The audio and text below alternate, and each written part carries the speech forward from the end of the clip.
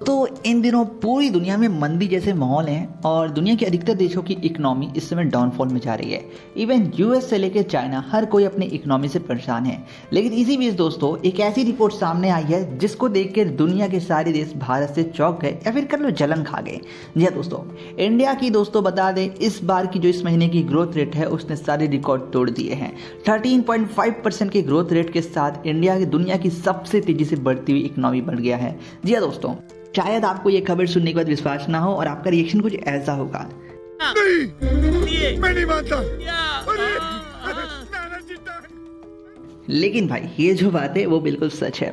आइए समझते हैं इसमें क्या है पूरा माजरा और क्या है पूरा खेल।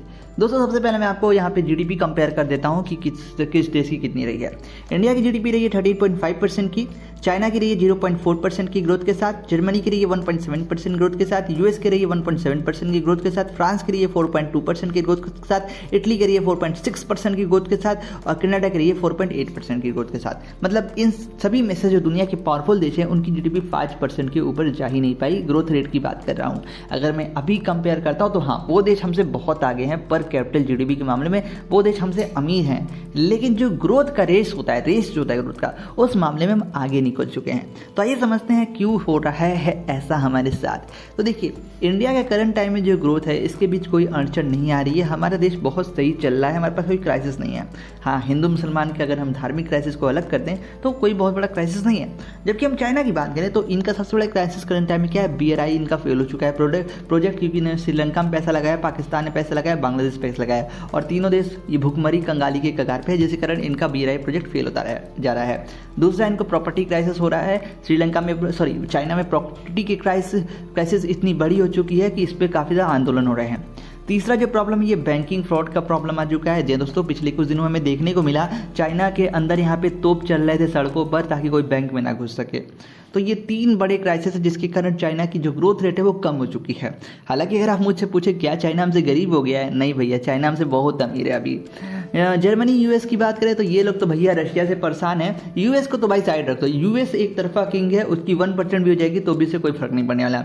लेकिन जो जर्मनी, फ्रांस, इटली, कनाडा है, ये सारे देशों को जो रशियन गैस नहीं मिल रहा है इसको से इनकी जीडीपी में डाउनफॉल आया है। हालांकि कोई ज़्यादा फर्क नहीं पड़ा है, लेकिन इंडिया की जो जीडीपी है ये सच में हैरान कर देने वाली है।